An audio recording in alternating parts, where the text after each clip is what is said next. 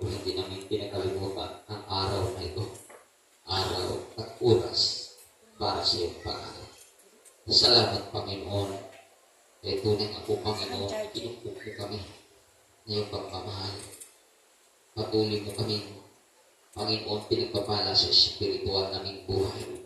Kaya consistent namin isagawa ang iyong kalooban na mayroon kong kadalakan. Panginoon, sa gabi ito, uli kaming narito. Patuloy ang makikinig sa salita mo. Tulungan kami.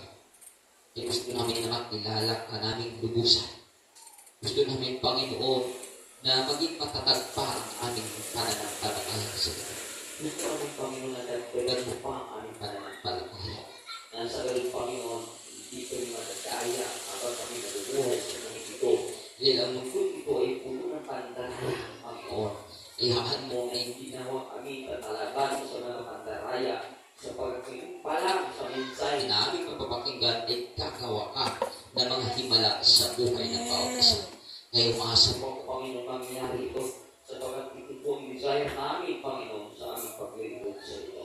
At bilang isang lingkod mo na patuloy mo ginagamit, Panginoon, ang ikiusap at mamakaawa ng pakakumbaba po ako sa inyo. Gamitin mo lang ako bilang ang power sapagkat wala akong magagawa kung wala ka sa aking buhay. Panginoon, lahat kami nangarap na magamit mo ako ayon sa iyong kalooban upang ang bawat isa lumagugulat at ang espiritual na buhay. Gamitin mo ako na may liwanag at kapangyarihan ngayon upang ikaw makita at makilala sa aking buhay sa oras mo. Maraming salamat sa tanging pangalan ni Jesus. Amen and amen. Kaya pagkakita ka sa ating Panginoon. Hallelujah. At tuloy ako nagpapasalamat sa bawat isa na narito, nakikisa sa gawain ng ating Panginoon at salamat sa mga mayo at nag-street preaching sa araw na ito. Salamat sa Diyos nila Raya at Ate Janja, nag-street preaching sila. May nagbigay sa kanila ng libo. Yun ang papatunay na ang panangalo ng salita ng Diyos ang tunay na pagkabala. O hindi na ba kayo nangingi doon? Parang talaga ng supot, ha? So, tulad lang natin pinatunayan. Once ikaw ay mangangaro ng salita ng Diyos, nandun talaga itong pagkabala. Hindi malinaw yan, pero nandun siya ng kaibigan. Kaya kung may makita ka ng mga lingkod ng Diyos, lalo na sa mga pastor, kung pinagyaman sila, pero nandun siya.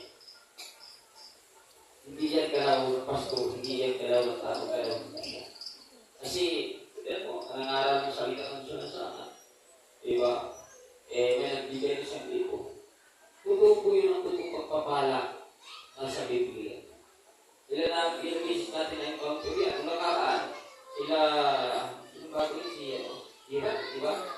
Si Iran, sino nabigyan? Si Rumit, diba? Dalawa sila nabigyan doon. Kayo din na. Ilan kayo doon? 5 pa. O, diba? So, malinaw na gumawa talaga ang Diyos. O, pinatunayan lang talaga na ang kanyang salita ay may kasamang pagpapala. Kasi kailangan kasi natin ng financial eh. Di ba anong binigay nila nung pinangangaral? Financial. So, alam talaga ng Diyos kung ano pangangailangan sa gawain ito. Hindi na sila nagbigay ng pagkain. Okay, dahil ngayon lang kasi pagkain. Tira ang ibigay dahil yun ang pangangailangan sa buhay ito. So, malinaw, kaibigan, na gumawa ang Diyos ng himala sa gawain ito. Kaya, nawa ay ituon natin ang ating puso't isipan sa salita ng Diyos. Kasi, hindi lang spiritual, hindi lang physical, hindi lang material, ang pagpapala ay para sa Diyos sa atin, lalo na pagdating sa financial. Dito, hindi tayo pagpapalain. Kasi, nagpaparamdam na ang Diyos dito. Alam ko na alam ko pinagpapala natin sa spiritual. Diba? Sabi ko nga sa inyo, pinagpapala natin sa spiritual, sabi nga, and all the things shall be added. Kasi pag pinagpapala ka ng spiritual, sunod ka na. Simba, paycheck, manalangin, or any kind of activities, we are always busy worldwide, kaya pinagpapala ka ng spiritual. Hindi ka na kasi mapakali, hindi mo mapakali. It is all spiritual relation. Ang video ko, abangan mo yung mga pabor ng Diyos na gusto mo sa buhay. Kahit hindi mo hingin, hindi bigay ng Diyos.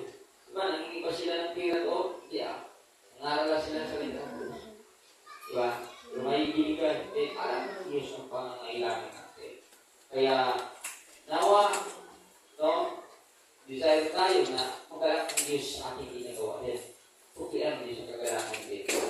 Alam ng Diyos ang kagalakan natin. Kaya manatili lang tayo. Kaya ang ating pag-aaralan ngayon, the righteous servant. Napaka-importante ito. Yung matuwid na lingkod ng Diyos. Kasi, kaya nga tayo na born again, dahil gusto talaga ng Diyos na makita sa atin yung salitang pagkakatuwid, hindi pagkakalutod, pagkalikod.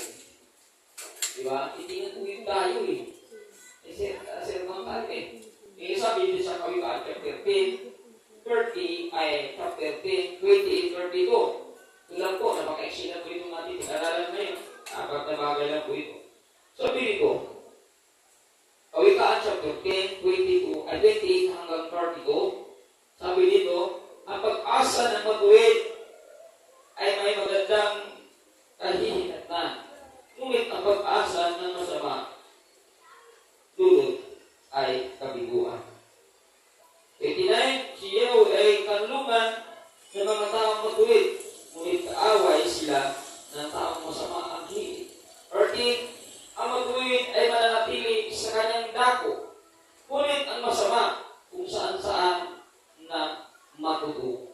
31, ang salita ng matuwid ay nagpakilala ng karunungan, ngunit ang dilang sinungaling ay puputulin naman.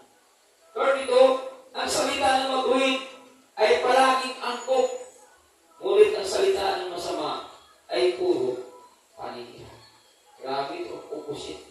Laging may opposite. Diba? Ganda nito eh. Laging may opposite. Sa talatang ito na ating mga binatong. Kaya, una, ating natin the righteous servant o Diyos nawa magpala sa kanyang salita. Una natin pag-aralan, the righteous have a good future. Tandaan po natin yung mga Kristiyanong matutuwid, yung matutuwid na lingkod ng Diyos. May maganda kinabukasan. Okay, Pastor, may mga lingkod na hindi matuwid. Maraming lingkod na hindi matuwid. Maraming mga lingkod baluktot ang isip. Maraming lingkod na talagang hindi maintindihan. Diba? Kaya, huwag na natin kayahin yung mga lingkod na hindi maintindihan. Dapat ang kayahin natin yung mga lingkod na matuwid. Then, andan po natin yung mga lingkod na matuwid. Mga kaibigan, yun yung mga lingkod na may magandang kinabukasan. Bakit mayroon sila magandang kinabukasan? Sapagkat matuwid sila. Ano bang ginawa ng mga lingkod na matuwid? Kung mayroon silang mga pangarap, kung mayroon na silang nais sa buhay, kung mayroon na silang gawin sa kanilang buhay, mga kaibigan, ito'y kanilang iningatan, inaalagaan at ginagawa na mayroong tunay na paniniwala sa ating Panginoon. At dahil doon, mga kaibigan, magtatagumpay sila sa kanilang pangarap sa buhay.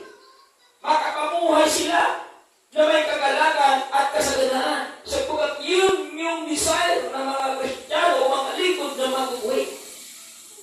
Hindi sila gumagaya dito ng mga masasama. Ano ba? Ngunit ang pag-asa ng masama, ang dulot ay kabiguan. Pero ito, bakit nabibigo ang yung mga masama? Dahil may pangarap yan, hindi ginagawa. Ang pangarap yan, hindi iningatan. May pangarap na, pero hanggang pangarap lamang. Walang tunay na dedikasyon. Walang tunay na pag-alaga dun sa pangarap nila. Kaya ang kinahantungan kabiguan, mga kaibigan. Kaya sa ating buhay, ano bang pangarap natin bilang mga Kristiyano? Kinakailangan alagaan, ingatan at mahalin sa pamagitan ng salita ng Diyos nang sa ganoon magtatagumpay tayo at araw-araw yung pangako ng Panginoon, kagalakan, kaginawan, kapayapaan, ikaw at ako na matuwid na lingkod ng Diyos ang siyang pagbenepisyo. Kaya pagkat natin ang ating Panginoon. Kaya napakaganda kung tayo mga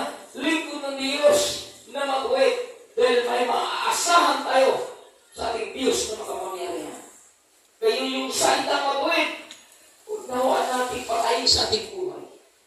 Dahil yan ang Diyos natutuwa. Sabi nga dito sa Romans chapter 5 verse 5, at hindi tayo binibigo ng pag-asa. At sa pag-asa ito sapagkat ang pag-ibig ng Diyos ay binuhos na sa ating mga puso sa pamagitan ng Espiritu na pinagdalo niyo sa atin. Kaya hindi tayo nabibigo sa ating mga pag-asa. Dahil ibinuhos na palayan ng Diyos ating puso sa pamagitan ng Espiritu na ibinigay niya sa atin. Kaya makuha talaga ng Kristiyano, mga lingkod ng Diyos, yung magandang kinabukasan mo. Dahil ibinuhos na pala ng Diyos sa ating puso yung magandang pag-asa, yung kinabukasan mo, sapagkat mga kaibigan, tunay na makuwid tayo ng mga lingkod ng ating Panginoon. Kaya advantage talaga yung mga taong matuwid. Advantage talaga yung mga lingkod ng Diyos na matuwid. Sapagkat mayroon ka talaga maasahan na mga pagod galing sa Diyos. Kaya, yabang tayo ay born again na. Yabang tayo tumanggap na sa Kanya. Yabang tayo timplo na sa ating Panginoon. Yabang tayo may pag-ibig at pananampalataya na naaway ng malaka tayo sa katwiran upang mayroon tayo magandang kinabukasan. Palapakan natin ang ating Panginoon. Huwag tayo mga Kristiyano na walang araw. Hindi natin nakuha ang pangako. Kasi once hindi natin nakuha kanyang pangako, maging lingkod tayo mga kaibigan. Praise God. Na hindi mabuhay sa paningin ang Panginoon. Ganda po natin. Imagine mo. Imagine mo, ang iyong ama, ang nagbibigay sa ng bagong buhay, pinakamayaman sa daigdig na ito. May-ari ng lahat ng buhay sa daigdig na ito. Lahat siyang lumika. Siya ang ama mo. Siya nagbago sa'yo. Siya ang pinaglingkuran mo. Tapos wala namang pabor na maranasan mo mula sa kanya. Kaya it's a big problem in our spiritual life. Huwag kang babaya. Posible, sa loob ng isang dekada, maglilingkod ka sa kanya na matuwid, wala siyang gagawin ng pabor sa'yo. Posible yan mga amin naman. Kung matuwid tayo ng Kristiyano, sa ayaw mo sa gusto mong pinipiso ka sa pangako ng Panginoon. Kaya, pinag-aralan natin ito. Dahil ayaw ko palang araw na hindi tayo makakaranas sa pangako ng ating Panginoon. Bakit? Mayroon pang hindi makakaranas. Maraming hindi na nakakaranas. Kasi naging Kristiyano lang malungkot. Maging Kristiyano lang masuway. Yung Kristiyano na sakit sa ulo. Kaya, hindi matuwid. Hindi ka talaga pang pinipisyo. Kaya, bigo, sabi ni dito, ngunit ang pag-asa ng masama, dulot ng kabituan, pero ito. Kasi yung mga lingkod, yung mga lingkod, ayaw sumunod sa matuwid, kundi sumunod pa rin sa mga balibog. Kaya, sana na rin tayo tuwid ang ating puso. Sana rin tayo malinis ang ating isip. Malinis ang ating kaluluwa.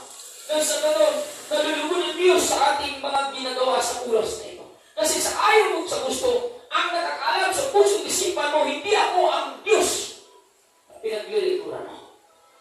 Hindi ako mga kaibigan. Ang Diyos po nakakalam kung matuwid ba ang laman ng ating puso't isipan ngayon. At kung matuwid yan parang araw, makakatanggap tayo ng mga pabor mula sa ating Panginoon. Kaya nawa, yun ang laman ng ating puso, mga minamahal. Pangalawa, the righteous is always trust God. So, yung mga matutuwid, laging nagtitiwala sa Diyos. Di ba? At dahil laging tayo nagtitiwala sa Diyos, sa panahon na may labanan, siya ang ating kandunan. Sa panahon na may liman, siya ang ating nilalapitan. Kaya sabi na dito, sa Aklat ng Kawikaan, chapter 10, verse 30, ang matuwid ay mananatili na kanyang dako. Ngunit ang masama kung saan-saan matutungo, grabe yun. Mayroon laging tubusin. Sino yung mananatili sa? I don't know. Verse pangalawa pa lang. Kawikaan chapter 10, 29, si Yahweh ay kanlungan ng mga taong matuwid. Ngunit kaaway sila sa taong masama ang hilig. So, laging mayroong upusin mga kaibigan. Ano ang Diyos sa mga taong matuwid? Kanlungan.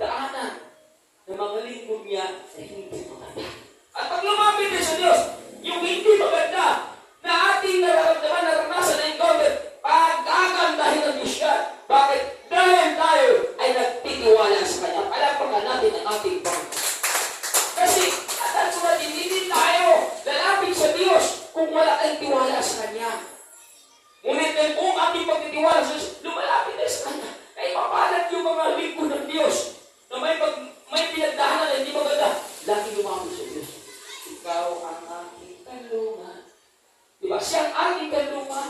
Kaya di ba papaylimbahan, lagi natin naalaala unang ating Panginoon. Dahil alam natin may magagawa ang Diyos sa ating mga pinag-anan na hindi maganda. Kaya, magtiwala tayo sa Diyos. Huwag tayo magtiwala sa sarili nating kakayanan. Huwag tayo magtiwala sa anumang diskarte natin sa buhay. Magtiwala tayo sa Diyos. Dahil kaya niya gawin ng bagay para ma-restore tayo doon sa ating pinag-anan na hindi maganda. Dahil sa Diyos, walang imposible. Lahat ay kaya niyang gawin. Kaya kung yun yung pananaw mo sa buhay mo, mga kaibigan, ikaw ay tutulungan ng Diyos sa lahat ng pinagdaanan mo na hindi maganda. Kasi sabi dito, awit 34, verse 19, ang taong matuwid, may suliranin man sa tulong ni Yahweh, agad maiusan. Biruin mo, sino po ang matutulungan ng Diyos? Yung taong matuwid. Pag may suliranin sa tulong ng Diyos, agad maiusan. So, ang mga matuwid pala ay tinutulungan ng Diyos. Malinaw, yung mga taong matuwid, tinulungan ng Diyos. Kaya pag matuwid tayo, hindi ka pwedeng iiwanan. Pero kung isipin, pag matuwid ka, hindi ka kasama sa lima. Huwag kung isipin, pag matuwid ka, ganda ng takbo ng buhay mo araw-araw. Mga kaibigan, hindi sinabi dito ng Diyos na ang mga matuwid ay exempted sa labanan. Ang sinabi dito, ang mga matuwid, pag may digmaan, agad maibsan ang kanilang pangangailangan. Hindi na exempted, pero may magandang pabor. Bakit? Natutulungan tayo ng Diyos. Ipagtatanggol tayo ng Diyos. Tayo ay pagtatagumpay ng Diyos doon sa mga digmaan dahil ang mga matuwid sa Kanya lamang nagtitiwala. Palapakan natin ang ating Panginoon. Napakaganda yung salitang matuwid. Kasi sa Diyos talaga tayo umaasa. Kaya mga kaibigan, bago ka umaasa sa mga bagay sa mundong ito kanino man, dapat ang unang mong lapitan, walang iba kundi ating Panginoon. Kaya pag siya yung nilalapitan, buwang pagtitiwala ko siya. Ito ang gusto. Pag nagtitiwala tayo, wow. O kahit sino naman, kung may nagtiwala sa inyo, grabe, iba tuwa ka. Kahit wala sa makita na kakaiba sa ito, magtiwala sa ito, tuwa ka. Kaibigan ka na ng Diyos. Kahit hirap-hirap ka na, pero gumawa ka pa rin, ay nagtitiwala sa ito. Kahit nasugatan ka, saktan ka, sunusunod ka pa rin, ay nagtitiwala sa Diyos.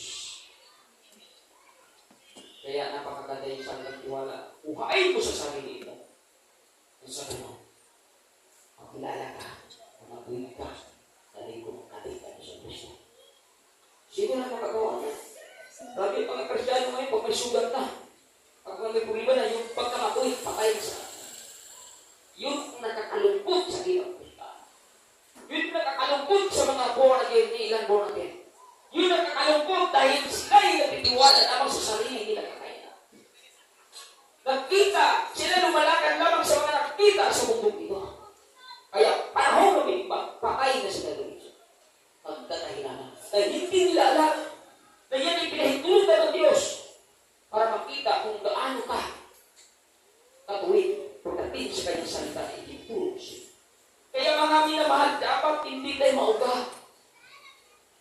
Kundi, lapit kayo sa Panginoon. Lagi natin ka. Walang imposible sa Diyos. Lahat ay kaya niyang gawin. Turmal na yan. Na makakaramdam ka ng pagkudulat, panghihina, pag-alilan, katamaran, nandiyan na yan, mga kaibigan. Pero huwag mong pakain ang pagkamakuin mo, pagkakaramdaman mo yan. Pero kung pakain mo yung pagkamakuin mo, ikaw na mismo, tumatanggi sa mga pagpapala na inasahan ng Diyos na gagawin niya sa buhay mo. May inasahan siya ng pagpapala sa iyo. Pero kung yung pagkamakuin, mamatay, dahil dumating si kahinaan, dumating si kawalan, dumating yung pagkatamad. Kaibigan, wala na tayo matatanggap mula sa ating Panginoon. Umaasa siya ang Diyos sa atin. Pero, paano niya ibibigay kung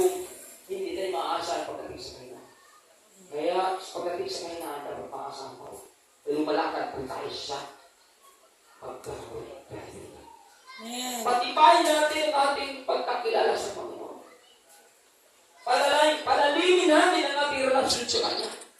Para sa ganun, pagka mag-quit natin, hindi talaga mawala sa ating buhay.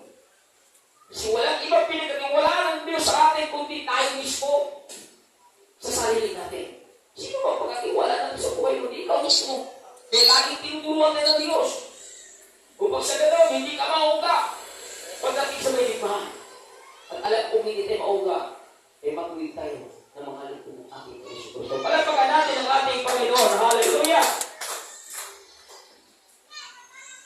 Tatlo, the righteous have satisfaction.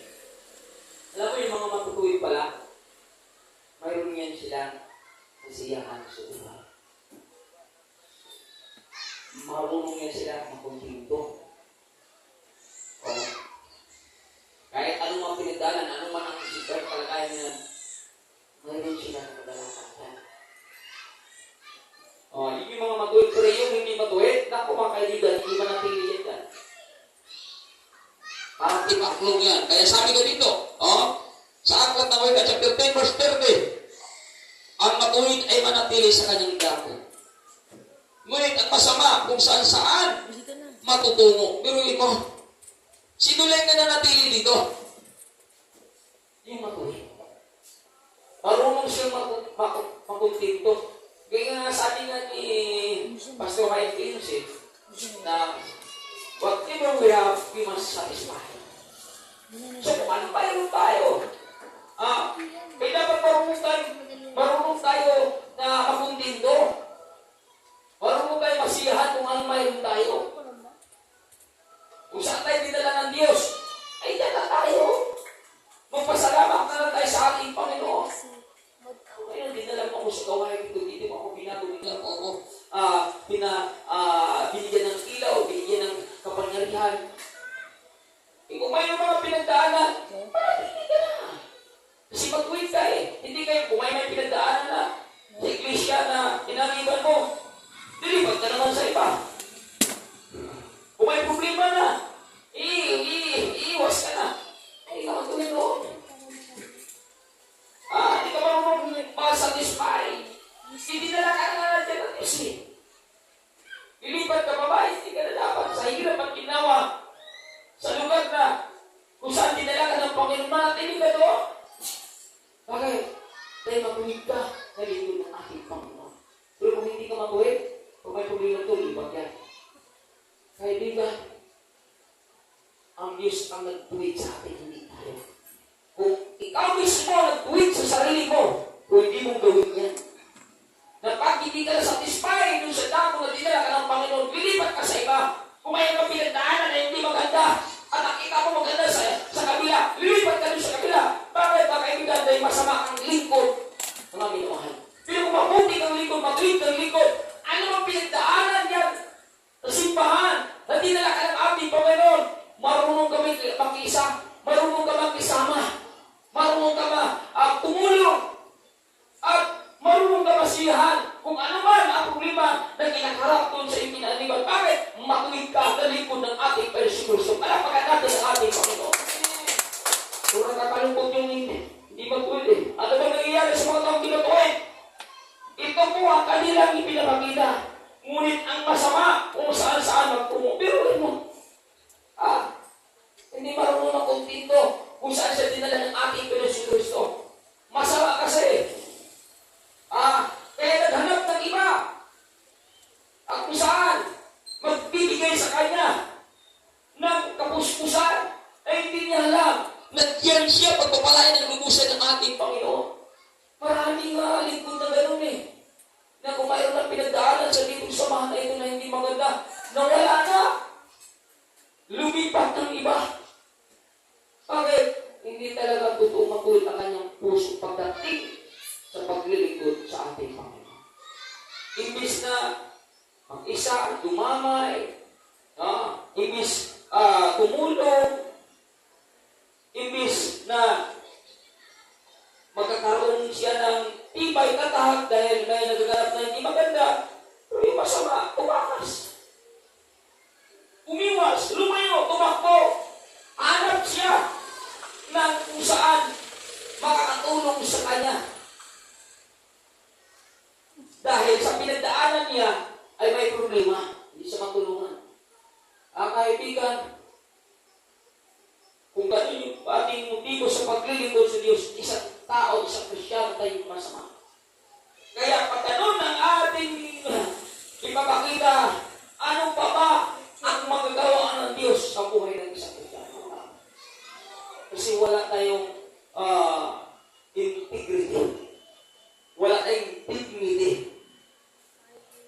At dahil wala tayong gano'n, nawawala talaga ang ating satisfaction doon sa lugar na kung saan dinala ka ng ating Panginoon. Kaya napaka-importante na tayo mga Kristiyano, magiging matuwid tayo upang nagkakaroon tayo satisfaction doon sa lugar na dinala ka ng ating Panginoon. Isang kung dito ka dinala ng Panginoon. Kaya ang gawin ito, nagkakaroon ng problema, nagkakaroon ng demand, nagkakaroon ng kawalan, ulaan ka, hindi na maganda nangyayari. Kumusta ka? Lingkod ng Diyos. Ano yung reaction mo sa nakikita mo na hindi maganda? Kung mananatili ka, tumutulong ka, nag-iisa ka, ibig sabihin matuloy ka. Pero kung lumayas ka na, iwan ka, ibig sabihin, ikaw na mismo may papatunay na ikaw ay isa. Dahil ang Diyos ay naman. Kahit anong pinagdaanan ng ating Panginoon, hindi niya iniwan ang kanyang pagkapanginoon. Iniwan ba niya ang kanyang pagkapanginoon? Hindi po. Ipinaglaban niya. Ang dami naranasan ng Panginoon na hindi maganda eh. Panginoon na tayo eh. Bakit nangyayari sa kanya yun? Hindi talaga mangyayari sa buhay. Kahit gaano kaganda, kahit gaano kasaya, kahit gaano pa kapanatag ang buhay mo, sa mundo ito makakaranas ka na iba't ibang klaseng iman. Pero, anong Panginoon? Nagtampo pa, lumayas pa, may sinabi ba hindi maganda? Hindi, nananatin siya. Kanyang pagkapanginoon. E tayo, kumusta tayo? Pagkapanatili ko, tayo Kristyano. Nanatili mo tayo lingkod. Pananatili tayo kung tayo matuwid bilang lingkod ng ating Panginoon. Kung malalim ang ating pagkilala sa Panginoon, kung talagang matagal ang ating pananampalataya sa Panginoon, manatili tayo mga kaibigan. Marunong tayo masiyahan. Yan sa ating kinatatayuan. Bakit? Matuwid tayo na lingkod ng ating Panginoon. Palapakan natin ang ating Panginoon. Kasi yung hindi matuwid, grabe, hindi marunong masiyahan. Hindi marunong masiyahan. Mga kaibigan, ang mga matuwid lamang ang sinasama. Nawa may pakita natin ang matuwid tayo. Kailan? Sa panahon na may inanong sa buhay. Huwag natin patayin yung pagkamatuloy. Normal na yan sa atin, makakaramdam talaga tayo ng iba-ibang kawalan, kahirapan, hinaan, kalipitan. Huwag naman. Nawa, hindi yan yung kailan para namatay yung pagkamatuloy. Dapat, yan ang panahon na ipakiran natin ang presensya ng Panginoon. Ipakiran natin ang pananampalataya ng Panginoon. Kung yung pagkamatuloy natin, buhay na buhay pa rin sa ating sarili. At tayo ang makapag-beneficio doon sa mga pangako ng ating. Palapakan natin ang ating Panginoon. Sabi nga dito sa akal ng Quran, chapter 4, verse 3, ang makasalanan ay hindi mapanatag, ngunit ang matuwid ay hindi matitinag. Pero ito, sino yung hindi mapanatag yung mga masasama? Diba? Kailan pa yun? Pero ito, talagang totoo ang Biblia. Yung Kristyano, nandito to, kailan yan maging balisa? Kailan yan na hindi mapanatag? Sa panahon na may diba na dumating sa buhay. Kung ano ang pinagsasabi niya, kung ano ang mga ginagawa niya. Diba? Sapagkat mayroon na na-encounter na hindi maganda. At dahil masama siya Kristyano, masama siya pagkatao, anong ginawa niya? Hindi siya mapanatag. Kapag hindi siya mapanatag, siyempre lalayas talaga yan. Siyempre magdadahilan yan. Ngunit, ang matuwid ay hindi natitinag. Yung matuwid na natitinag ba? May kapanatagan ang matuwid. Bakit? Sinamahan ng tunay na banal na Espiritu ng Diyos. Yung banal na Espiritu, iyon ang dahilan Kaya hindi ka matitinan kahit anumang bimaan na lumapit sa iyo. Kahit anumang kawalan na lumapit sa buhay mo. Dahil sa banal na Espiritu na buhay sa iyo, hindi ka pwede kabahan. Hindi ka pwede matitinan. Hindi ka pwede mag-alinlangan. Alam mo sa buhay mo, na buhay ang banal na Espiritu galing sa ating Panginoon. Kaya ang baptismo kaibigan, yung mga linggo doon sa buhay ng banal na Espiritu, hindi ka pwede malaya, hindi ka pwede matitinan. Hindi ka pwede mag-alinlangan, hindi ka pwede mapapagod. Bakit? Dahil sa kapangyarihan, susunod sa iyo. The Holy Spirit is in the power of God na nasa atin. Kaya yung pagkamatuwi mo, hindi mamamatay. Bakit? Nandun ang banal na Espiritu. Pero kung wala yan, ano ka? Hindi ka mapanata. Hindi ka mapakali. Balisa ka. Alam mo yung matang balisa? No? Parang naalala ko. Mga kukuha lang sa college party kasi talaga ko mag-aaral din ka tayo. Blackpool talaga ako. Hindi ko gusto yung kurso ko. Alam mo, pagdating ng exam, nandiyan mo panatag eh. Wala ka sa hotel. Hindi kasi ako nag-aaral. Anong ginawa ko? Puro pamumpiya sa kabila. Pero hindi ko makalimutan during the time. Nagrabe talaga. Gulat ako sa isang barkado. Nandun sa akin yung papel. Ay yung papel na yun, nandun yung lahat yung answer. Kung anong ibinigay niya sa akin na papel, yung pinagkasulat doon sa office paper. Bakit? Sabi ko, bakit yung ginagawa? Kasi yun pala ang ginawa niya. Alam mo, sabi niya sa akin. Alam mo sa akin. Kasi sa akin, sila si teacher. Kung may alam sila ng doon, hindi nila na mag-iwan ko sa akin. Ayun pala. Kaya, igulat ako. Lahat mo. Pari-pariho. Yung palang tikikilan. Kaya pasado kami natin sabi ng kung tikikilan. Grabe. Hindi ako mapanatang. Pura-pura. Sana ako mamupya. Bakit? Hindi ako nag-aaral eh. Masama ako estudyante during the time. Hindi ako matuwili at matino. Kaya hindi talaga ako nagtapos. Hindi ako kasi gusto talaga. Alam mo sa ating pagkakasyano, humilitan natin gusto yung ating mga ginagawa. Hindi talaga tayo magpatitubay. Hindi tayo ulat. Hindi tayo nalago. Kasi hindi natin gusto eh. Baka ilusyon lang. Delusion lang. Kaya pagdating sa ligmaan, kakay dito. Di ba maraming Kristiyano, bakit natatangay pagdating sa ligmaan? Hindi wala talaga yung pangarap sa buhay na magkakaroon ng kasiyahan bilang isang Kristiyano. Kasi kung nakaroon tayo magkaroon kasiyahan bilang Kristiyano, ano gagawin natin? Magkakaroon tayo. Kasi ang tunay kagalakan na sa salita natin sa isang mundo dito. Gusto natin, kagalakan, totoong kagalakan sa Diyos. Sabi na sa aklat ng 37 verse 4 ng awit. Sabi, delight yourself in the Lord, and He will give you the desire of all of your heart. Diba? Delight. Isa rin pag sinabing delight, bigyan natin kagalakan ng Diyos. Bigyan natin kasigahan ng Diyos. At ang kapalit, all desire of your heart, ibibigay ng lahat. O, pero ito, ano lang gusto ng Diyos? Bigyan na natin sila kagalakan. Paano ba ito? Yun, ipamuhay mo kayo ng salita. Ipamuhay mo yung pagkamatuwid mo. At magagalakan mo siya.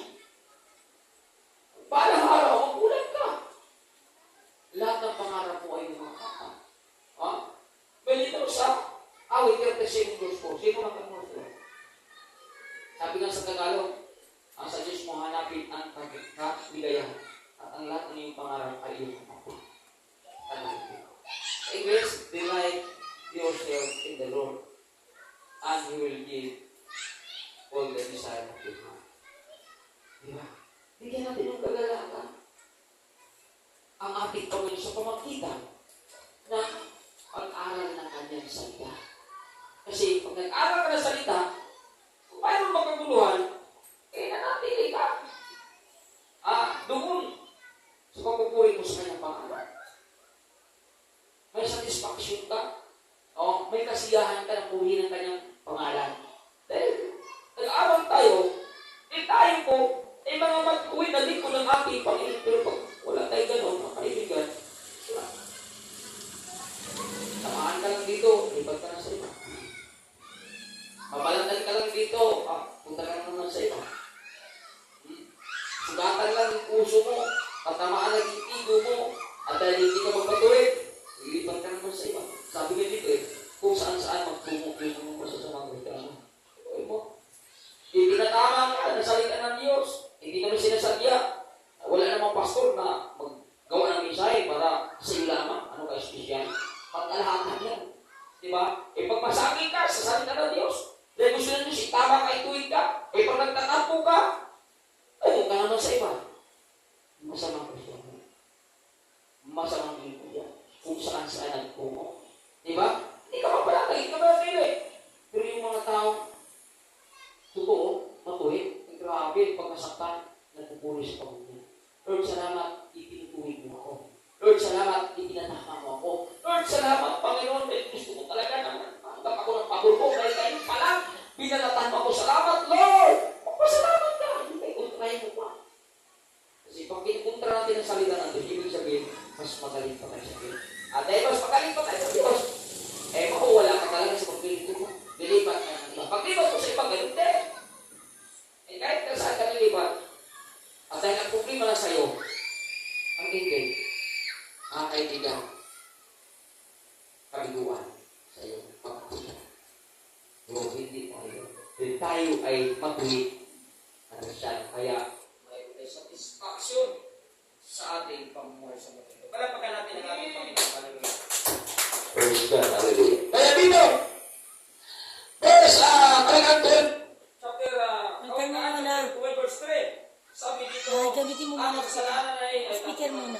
ngunit ang mga tuwid ay di matitinag sa malinaw, mga kaibigan. Praise, hallelujah. Ano nangyari? Praise. Huwag yung nalapisan naman. Nandiyan naman. Hindi, nandiyan sila lang. Praise. Yung bago nila. Wala, hindi. Praise. Yan. Sabi dito, parang nasa ilalim ng uliba tayo. Yes. Ano ba ito, Ryan? Alam ko nasa ilalim ng uliba na tayo. Sabi dito, sa aklat ng Kawikaan chapter 10, 31 hanggang 32, pang-apat na ito, sabi dito, pang-apat, the righteous have a wisdom. So yung mga magkatuwid, mayroon yung karunungan. Matuwid ka ngayon. Diba? Walang matuwid na walang karunungan. Lahat ng matuwid may karunungan. Magaling magkakiramdam na. Kasi matalino na yun. Ang mga tao matalino ay Kristo. Yung mga tao na nagbibigay ng kadalakan sa ating Panginoon. Sabi dito, ang salita ng matuwid ay nagpakilala ng karunungan. Ngunit ang bilang sinungaling ay pupulin naman. Grabe ito mga kaibigan. May opposite lagi. May positive at negative. May maganda at pangit. Diba? Ang salita ng matuwid ay nagpakilala ng karunungan. Totoo naman eh. Kasi ang mga tao matuwid, hindi ito mapatulong sa mga tao naman. Pagka sinisiraan ka, mahala ka sa buhay. Hindi ka pag sinaraan ka, sinapal ka. Hindi ka. Pag matuwid ka, pag sinaraan ka, sabi, mahala ka sa buhay, mag-stop ka, mamamit ka. Matuwid ka siya. Katulad, katangyan ng ating Panginoon. Ang Panginoon, sinaraan siya sa tao, inulog sa bagay. Pero, hindi ka pinatulan, minahal ka. Ganda na katangyan ng Panginoon. At yun ang gusto ko na mapuntay ng bawat isa sa akin. Dahil pag ginawa natin yan, ibig sabihin may karunungan tayo tayo sa akin. Marunong tayo. Mayroon tayong tinatawag self-control. We have a spirit of self-control. Marunong tayo magpigil sa sarili. Kaya nga hindi natin pinatulang yung mga tao gumawa sa atin ng masama. Hindi natin pinatulan yung mga tao na nanakit sa ating puso't isipan. Bakit? Dahil alam natin na tayo po ay matuwid na likod ating Panginoon. At tayo matuwid na likod ng ating Panginoon. Isinasabuhay natin yung aklat ng Roma chapter 12 verse 19. Sabi sa talatang na ito, huwag kayong maghiganti. Diba? Sabi sa talatang yun, ipaubayan niyo sa akin. Sabagat sabi ng Panginoon, akin ang paghihiganti. So, hindi natin pinagtulan yung mga tao na gumawa sa atin ng kasamaan sapagkat tayo may karunungan galing sa atin, Panginoon. Diba? marunong tayo umintindi, marunong tayo umunawa sa mga sinasabi na hindi maganda na mula sa ibang tao. Hindi natin sila pinatulan. Dahil alam natin na pag pinatulan natin sila, mas higit pa tayong mangmang sa kanila. Ang ginagamit natin dito, yung pagpapakakumbaba sa aklat ng Mateo, chapter 23 verse 12. Ang sabi doon, ang nagpamatas ay ibabag sa akutin, ang nagpapakababa ay itataas. Yun yung ating isinasabuhay. Nagpapakumbaba tayo. At dahil nagpapakumbaba tayo, ang Diyos ang magtataas sa atin. At nang itilandas na tayo ng Panginoon, sino mang taong nananakit sa atin, ay siya po ang bahala na magdisiplina sa kanila, hindi tayo. Dahil ipinairal natin, o nilalakaran natin, yung salita kapagpakumbaba. Bakit nilalakaran natin yan? Dahil mayroon tayong karunungan galing sa Diyos, dahil ikaw at ako matuwid na likod ng ating Diyos, palapakan natin ang ating Panginoon. Hindi nag-advantage dun sa mga taong matuwid, hindi pumapakong dun sa mga taong masama. Dinaig nila ng mabuti ang masama. Dahil sila'y matuwid na likod ng ating Panginoon. Yun ang gusto ng Diyos na makita sa kanyang mga lingkod. Hindi kay pag nakakarinig na hindi maganda, alam natin na masama, alam natin na masakit, papatulan pa rin natin mga kaibigan. Where is the wisdom? Tinuruan tayo na dapat ang wisdom na ito makita sa buhay natin. Napakaganda ito kung makita sa atin. Huwag natin hayaan na lingkod lang tayo ng Diyos. Pero wala naman nakita sa atin na pagkakaiba sa mga tao o sa mundo. Na kailangan mayroon makita ang pagkakaiba. Sana maka-encounter tayo ng mga masasamang tao at doon natin identify kung tayo makikita. Kasi hindi ko kasi makikita sa sarili mo na nakulit kaya ako kung wala ka naman na-encounter na masamang tao. Diba? Ako may disibisip, patuloy po kung wala ka na-encounter na masamang tao. Pero kung may na-encounter ka na masamang tao, nasaktan ka, sinugatan ka, pero nagpapagbaba ka pa rin, ibig makulit ka na. Ayun ko na ating Panginoon. Doon mo ma-recognize sa sarili mo, wow, makulit na pala ako.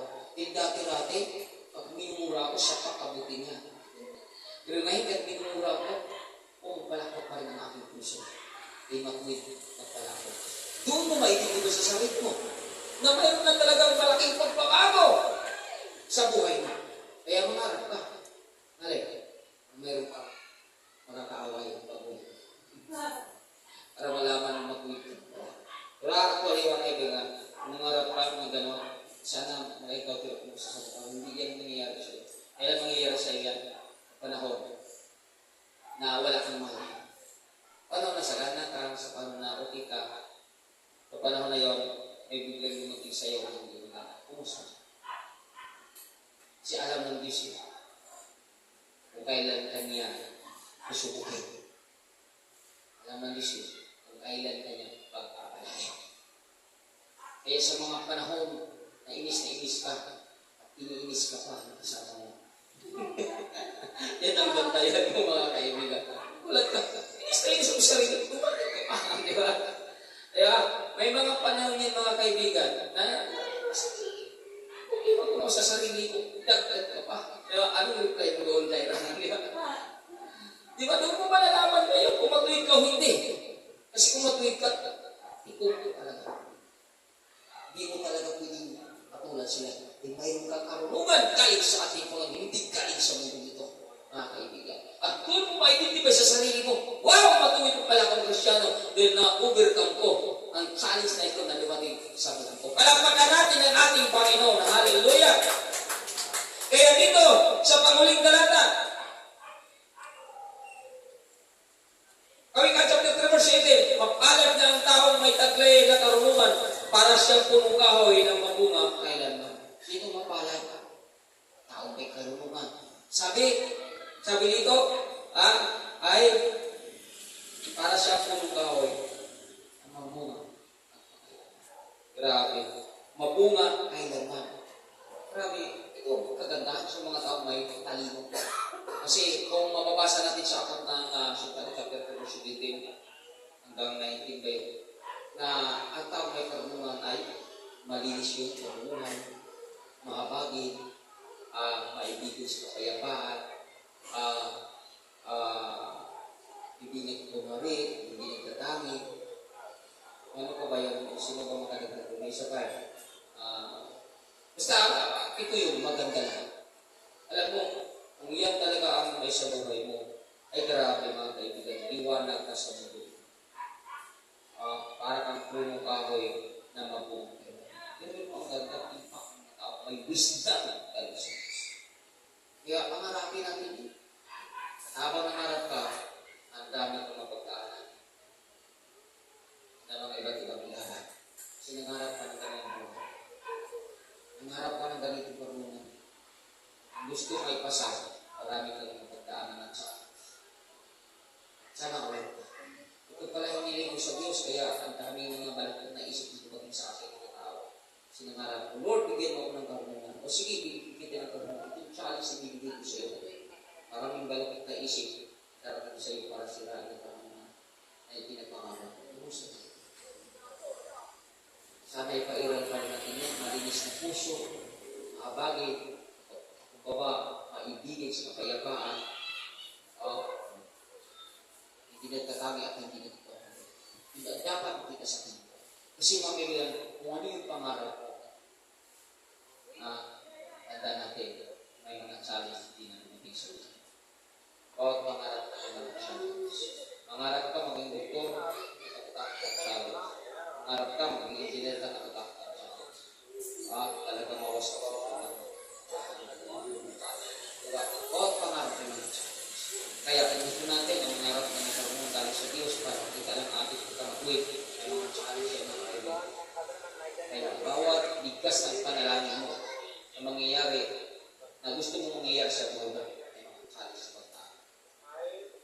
Kaya hindi mo ba nararamdaman na bakit maraming dumating sa akin sa mga. Baka kasi hindi ka ulit kung ano binabanggit mo panalangin. Ano ba? Ano ba panalangin ko sa Diyos? Diba? Ano ba panalangin ko? Kasi sa bawat panalangin ko may challenge sa mga. Kasi kung ipasa mo challenge, totoo po yung pagka-makulit mo bilang siya. Kasi naulit ka mo. Hindi mo kasi patulan yung mga challenge na hindi maganda na darating sa iyo. Dahil gusto mo mangyari sa buhay mo yung mga pangarap. Huwag makita na matuwid ka na. Kaya kaibigan sa bawat hiling natin, sa bawat gusto natin, huwag unawa kaligahan na may mga challenge sa buhay. Walang pangarap na makakamta mo na walang challenge ay yung pangarap. Yung mga challenge yun. Kaya huwag tayo maging ignorante pagsunod sa atin. Gusto natin maging matuwid. Kaibigan, may mga challenge tayo kapag tayo. Gusto natin maging matuwid, mga minamahal, handa mo ang buhay mo. Dahil may iba't ibang mga pagsubok na ating maranasan. Kaya kailangan lang marunong tayong magdala. Dahil pag hindi tayo marunong magdala, tayo mismo ang matutumbayan. Sabi na dito, sa unang Pedro chapter 3 verse 12, sabi dito, sa aklat ng pangalawang Timothy chapter 3 verse 12, pangalawang Timothy chapter 3, tandaan po natin ang talagang. Kaya din naman, ang lahat ng nagnais mamuhay ng matuwid bilang tagasunod ni Kristo. Isos ay daranasan ng mga pag-uusap. So, pag nagnanais tayo na matuwid bilang tagasunod kay Kristo, sa aklat ng pangalawang Timothy chapter 3 verse 12, pangalawang Timothy chapter 3 verse 12, kayo din naman, ang lahat ng nagnais mamuhay ng matuwid bilang tagasunod ni Kristo, Isos ay daranasan ng mga pag-uusap. Mga kaibigan, ay huwag tayong maging ignorante. Kung gusto natin maging matuwid, o sige, ay maging aware tayo. Hindi lang magiging ng ating Kristo. Hindi sa akin kanina. Kaibigan, sana pag ginigisa ka, lilitaw ka rin ang pagkamatuwid mo. Hindi ka pag ginigisa ka na ng iba't challenge, o wala. Diyos na. Lagi kong binabanggit sa bawat isa sa atin na kahit kailanman, hindi ka pwedeng iiwan, hindi ka pwedeng mababayan ng Diyos na ating pinagkailangan. Ay mga pag-uusig man, pero lumilipas lang yan. Dadaan lang yan. Yung may mga uusig mo sa atin, pero dadaan lang yan. Hindi yan manatili yan. Habang dumadaan, marunong ka magtigil sa iyong buhay Kristiyan, hindi makikita hindi ka masama. Huwag lilitaw ang masama sa panahon na inuusig ka. Hindi lilitaw dapat ang pagkakas. Normal na yan na yung mga kasilimutan masama dahil yun talaga katangan nila. Pero hindi yan normal sa mga naglilingkod sa atin. Ang normal sa atin na naging matuwid na, hindi tayo siyos. Sapagat tayo po ay tutuloy ko po ating po. Yamang may Panginoon. Tularan natin ang salitang pagpapatuloy ng ating Kristo. Siya ang ating tinanggap na inihirit natin ang kanyang katangian na yung pagkamatuwid laging makikita sa buhay. Palapakan natin ang ating Panginoon. Lahat tayo tumayo kung manalangin sa pagtatapos sa gawain ng ating Panginoon. Lord, naniniwala po kami yung salitang matuwid na aming pinag-aaralan ngayon na itong patuwid na ito ay katangian mo. Yamang ikaw ang tinanggap namin, inherit nawa namin ito, Panginoon. Makikita nawa ito sa mundo upang manatili kami tapat na magpili sa iyo. At sa ganun, Panginoon, sa mundo ito ay tunay asin po kami, Panginoon, sa mga tao na kapaligid sa mundo. Lord, huwag mong hayaan na kami mga Kristiyano ay hindi kami mag-beneficio sa mga pabor ng pangako. Lord, mapahintulot mo nawa yung mga pabor ng pangako mo, kami mag-beneficio dahil matuwid kami ng mga Kristiyano, Panginoon. Tulungan mo kami kung mayroon kang nakita sa amin na masama, balugtog, hindi tama. Itama mo nawa kami ng iyong salita, Lord. Na sa ganun, Panginoon, hindi kami magbibigo sa mga pangarap namin sa buhay. Lord, naniniwala po kami na patuloy mo kaming tinuturuan, patuloy mo kaming tinutulungan, patuloy mo kaming itinatama. Kaya, Panginoon, awa, Panginoon, ay patuloy din kami makagawa ng mga bagay na ikaw sa amin ang matutuwa. Ipahintulot mo na, Lord, ay wala kami magpangarap din sa aming buhay habang kami nabubuhay pa sa mundo ito, kundi mabibigyan namin ng kagalakan ang pangalan mo, Panginoon. Kaya tulungan mo kami, Panginoon. Kung ano ang desire namin sa aming puso at isipan, na Lord, kami yung tulungan upang, Panginoon, makita sa aming buhay anumang ninanais namin sa aming buhay. At nawa, Lord, sa bawat desire namin, ikaw nawa ang maparangalan, ikaw nawa ang may taas, ikaw nawa ang mag-glorify, upang sa ganon, Panginoon, tunay, Panginoon, yung mga pabor mo, kami ang mag-beneficio. Dahil naniniwala po kami sa bawat ginawa namin, kung ikaw ang nagbibigyan ng kagalakan, ang ibabalik mo din sa amin, kasiyahan, tagumpay sa lahat ng pangarap namin sa aming buhay.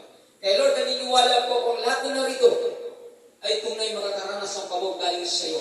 Sapagkat naniniwala ako at sumampalataya po ako, lahat ng narito ay mag-win sa paningin mo. Kaya naniniwala po kung lahat na narito mag-beneficio sa mga pangako. Maraming salamat, Panginoon, sa mga pangako mo ng bawat isa siyang mag-beneficio. Lord, kalugdan mo nawa, tagapin mo nawa ang aming papuri, pasasalamat, pagsimba, pagsabat, pagkakila sa iyong pangalan sa gabi ito. Ipahintulot mo nawa, Lord, na ang bawat isa mag-artis kalitahanan, ligtas at may kagalakan sapagkat ikaw ang tunay bilang kasama, Panginoon. At bago ang lahat, Panginoon, mayroon kaming prayer meeting sa gabi ito. Dalangin po namin ang kahilingan ng bawat isa mapangyari sa gabi ito. Maraming salamat sa tagumpay sa daming pangalan ni Jesus. Amen. Amen. Palapakan natin malakas sa ating Panginoon at isensil po natin yung mabuuan upang mayroon tayong konting pag-usapan.